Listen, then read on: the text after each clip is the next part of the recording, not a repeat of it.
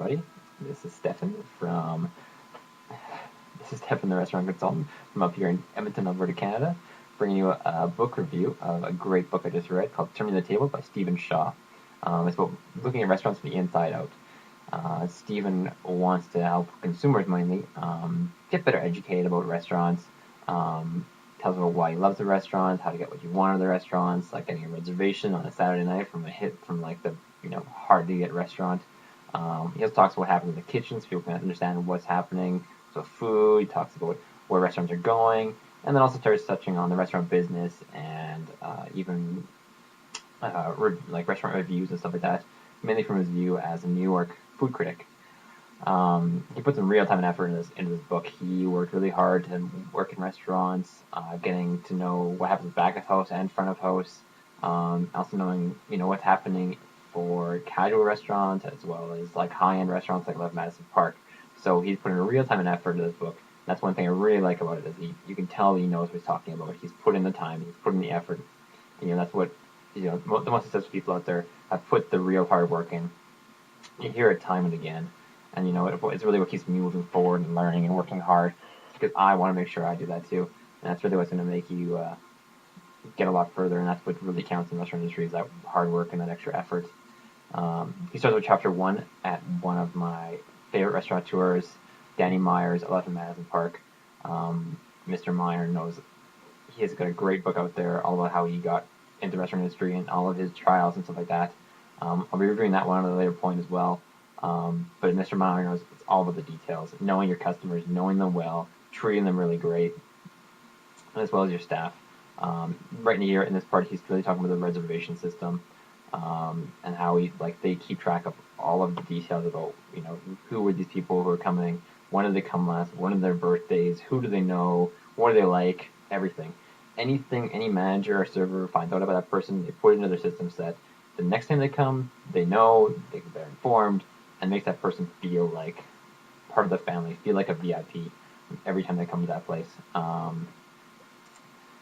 Then he moves on to some other stuff like how they get ready for service, things like the family meal they have, which is I love the term family meal. It really helps to build that family atmosphere in a restaurant.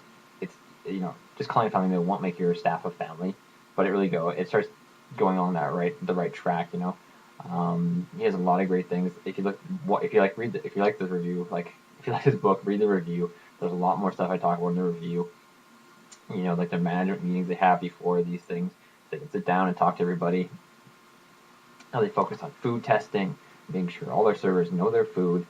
That's such a huge, huge piece of restaurants, and so many restaurants don't push it enough. When you go to a restaurant, you ask them, can I substitute this for this? Or what's in this? Are there nuts in this?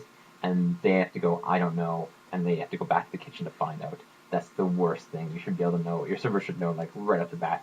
Does this have nuts in it? Yes or no, right off the bat. And it's terrible, terrible, terrible service if they don't know that. He goes into stuff like what proper service is. He gets into some of the things that I really are nitpicky about. If I'm going to a restaurant and somebody's pouring me wine, that wine bottle should not touch the glass. It shouldn't touch the tip of the glass. That wine bottle should always stay separate. Those kind of little things are big things for me. And that really helps to push your level of service up to the next level.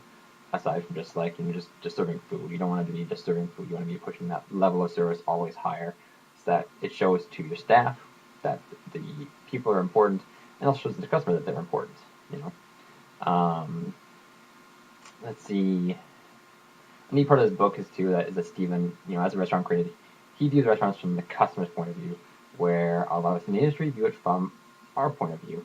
So it's a great eye opener to see restaurants from the customer's point of view, see what he sees, see the things that a customer will see, or even a reviewer. Reviewers are a big important part of restaurants, so making sure that you're doing everything you can to hit all the points they're looking for. Next chapter goes into the kitchen stuff, a little bit of front of house stuff here as well. One of the big things is seat numbers. For everyone who has worked in the restaurant industry, we all know every table has a number, but a lot of restaurants don't use the seat numbering that is in their systems. They come to every table and they go, who had the Alfredo? Who had this? Who had that? That's terrible. You should always just be able to pick up those plates. You should know which items go to which people, and then immediately to put down the right entree in front of the right person, repeating possibly what they're having. Oh, here's your Alfredo. Here's your tuna. That way, it's just like reinforces what they had. You can even use that time to even romance up a little bit, saying just a little bit about the dish as well. So, of course, don't go into the crazy detail that some fancy restaurants like to do, where they go into a 30-second thing on every dish they're serving, and then it's like 5 minutes later you get to eat your cold food. He then goes into the kitchen pass part, which is until you've worked at the kitchen pass and observed it for a long amount of time, you don't know what it's like. But for most people, but the kitchen pass is definitely the place that makes your whole restaurant and definitely your whole kitchen. A week pass will ruin your restaurant so fast. That's why I always say a chef should be on the pass. Some passes have the chef on one side and somebody on the other side or whatever, but they should always be on one side of that pass so they can be delegating, balancing off the workloads between people, maintaining quality and responding to the problems. If something happens, they need to be able to respond to it quickly and then reorganize the kitchen quickly. If they can't do that, they should be the chef. If you don't have the confidence in your chef to do that, find someone else. Another thing you can feel right away is that the guys at Leather Madison, like, you can see and you can feel their passion when you read the words and see how they respond to these kind of things. There's no whining and complaining when things go wrong. It's just like, okay, how do we fix it? And let's get it right for the customer. They're very customer focused. It's great. He goes into food sources after that. In chapter 3, that's one place where I'm not hugely one way or the other on most of this stuff. I don't really care if it's local, organic, whatever. My big thing is making sure whatever ingredients you get, if you're going to get bread, get the best bread for what you're going to need. It doesn't mean you have to buy like a roll for a burger that's going to be $1.50 just buying it retail, but buying the right thing, the right ingredients for the right time. It could be from Cisco you're buying it from, or it could be from a local farmer. Whatever it is, making sure that you taste your ingredients, knowing what is the best quality, not just relying on the price. Wagyu beef is like one of the big things that's annoying in the industry. You shouldn't be buying it if it doesn't make any sense for you. If the quality's crap, don't spend extra money for nothing. Then he gets to chapter 4, and he goes into the information age. It's okay. It's not a great chapter. He wrote this book in 2005. At that time, of course, things like Urban Spoon and online rating groups were still pretty much in their infancy and hadn't taken over.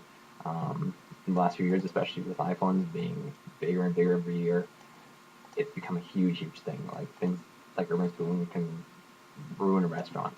A bunch of bad ratings from your competitors and stuff like that can just hurt you big time. In the end, though, each review is important, and what it tells you, you have to be carefully evaluated. I think anyone who ignores reviews just because they think it's their competitor reviewing them or something like that, or they just think someone had a bad taste and they ignore the review, is going to go in trouble real quickly. Let's see what else. Make sure you don't overreact to reviews as well is a big thing. You see some places where they get a bad review and they fire half their staff or something silly like that. Sometimes it doesn't mean you should discipline somebody. It may mean down the line you fire somebody, but reacting in the moment like that will just create a culture of fear. You don't want that in your restaurant. Paying attention to the problems is the biggest thing. Figure out which managers, hosts, servers spoke to that person. If nobody spoke to that person, aside from the server, if the managers and hosts didn't find out what was wrong and try to make it right, then you have a bigger problem. Because if everyone in your restaurant should be making sure that nobody can leave upset. Everyone should be made to feel like they are important and made to feel like everyone's working towards making sure they're happy. So you can feel Steven's frustration in this chapter too, as he talks about the restaurant food critic scene and stuff like that. It's the reality. I'd say every market has some problems with this. Most of the food critics are pretty established. They can't be moved out, and a lot of them aren't food people. They're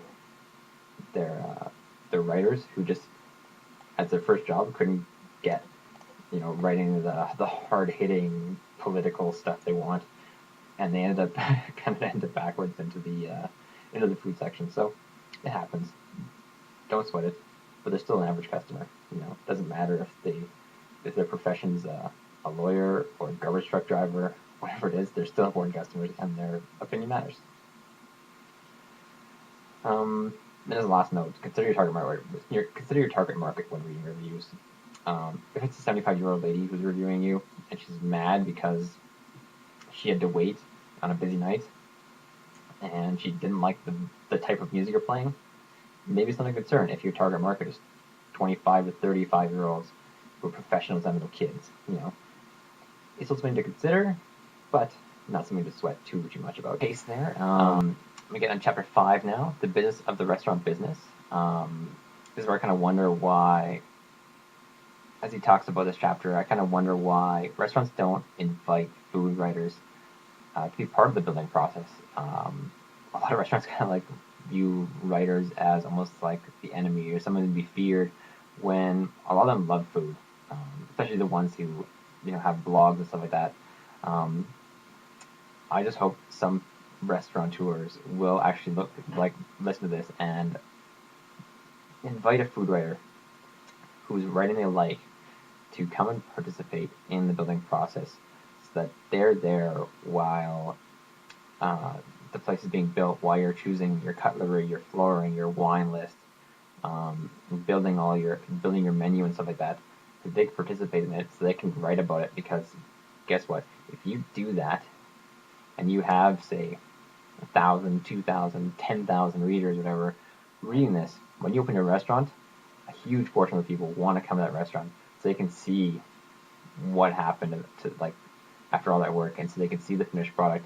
And you know what? They'll love to take people there so they can tell them all about all the things you went through as you're building your restaurant. So I highly, highly recommend, if anyone's watching this right now, you're thinking of opening a restaurant, invite a food writer to go with you and go through the process of it with you. Okay, on to the more practical matters of restaurant design. A big thing a lot of people forget is that the restaurant business is all about real estate. There's no point trying to open a restaurant in the first place you see. You should spend at least 3 months to a year probably looking for the ideal location for your restaurant.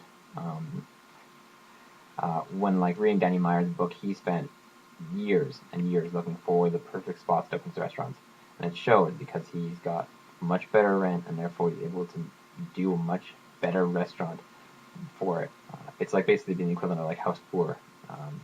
You don't want to be paying too much for rent. You want to be able to negotiate the best lease possible for the best location possible.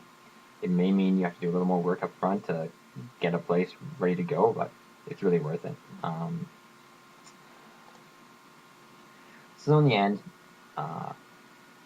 this is a great, great book for anybody, not just restaurant critics or people or anybody, or restaurant consultants, anyone who works in the business, but also for just the average person who wants to know more about how restaurants work and what goes on behind the scenes. And I'd recommend it to anybody. It's definitely a book that I'll keep on my bookshelf. Yeah, it's a really good book. Check it out.